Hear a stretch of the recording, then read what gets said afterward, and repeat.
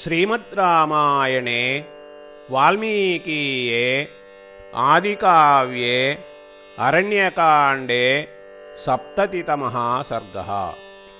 तौ तु तत्र स्थितौ दृष्ट्वा भ्रातरौ रामलक्ष्मणौ बाहुपाशपरिक्षिप्तौ कबन्धो वाक्यमब्रवीत्। तिष्ठतः किं नु मां दृष्ट्वा क्षुधार्तं क्षत्रियर्षभौ आहारार्थं तु सन्दिष्टौ दैवेन गतचेतसौ।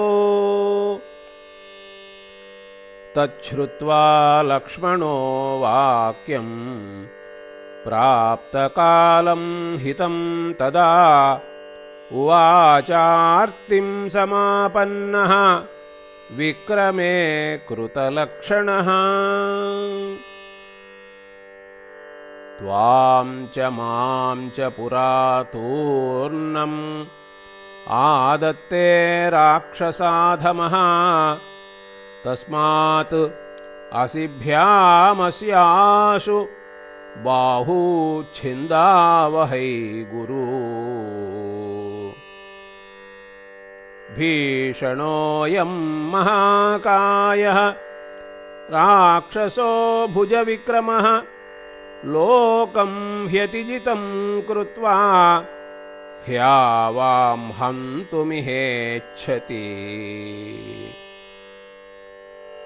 निश्चेष्टानां वधो राजन् कुत्सितो जगतीपतेः क्रतुमध्योपनीतानां पशूनामिव राघव। एतत्सञ्जल्पितं श्रुत्वा तयोः क्रुद्धस्तु राक्षसः विदार्यास्यं तदा रौद्रः तौ भक्षयितुमारभत। ततस्तौ देशकालग्नौ खड्गाभ्यामेव राघवौ अच्छिन्दतां सुसंविघ्नौ बाहू तस्यां सदेशतः। दक्षिणो दक्षिणं बाहुम् असक्तमसिना ततः चिच्छेदरामो वेगेन सौव्यं वीरस्तु लक्ष्मणः। सपपातमहाबाहुः छिन्नबाहुर्महास्वनः खं च गां च दिशश्चैव नादयन् जलदो यथा।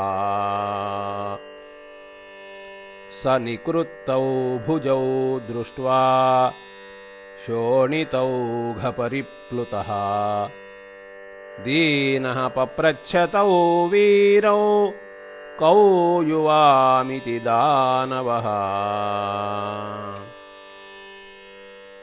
इति तस्य ब्रुवाणस्य लक्ष्मणः शुभलक्षणः शशंस राघवं तस्य कबन्धस्य महात्मनः।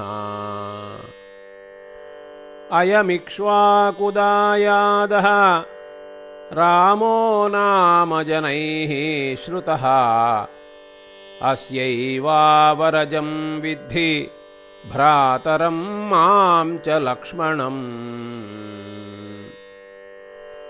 अस्य देवप्रभावस्य वसतो विजने वने रक्षसापहृता पत्नी यामिच्छन्ता विहागतौ।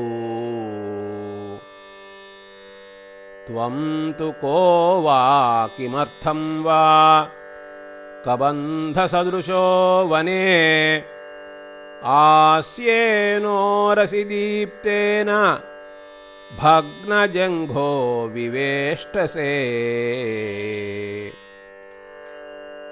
एवमुक्तः कबन्धस्तु लक्ष्मणेनोत्तरं वचः उवाच परमप्रीतः तदिन्द्रवचनं स्मरन् स्वागतं वां नरव्याघ्रौ दिष्ट्या पश्यामि चाप्यहम् दिष्ट्या चेमौ निकृतौ मे युवाभ्यां बाहुबन्धनौ विरूपं यच्च मे रूपं प्राप्तं ह्यविनयाद्यथा तन्मे शृणु नरव्याघ्र तत्त्वतः शंसतस्तव इति आर्षे श्रीमद्रामायणे वाल्मीकीये आदिकाव्ये अरण्यकाण्डे 70तमः सर्गः।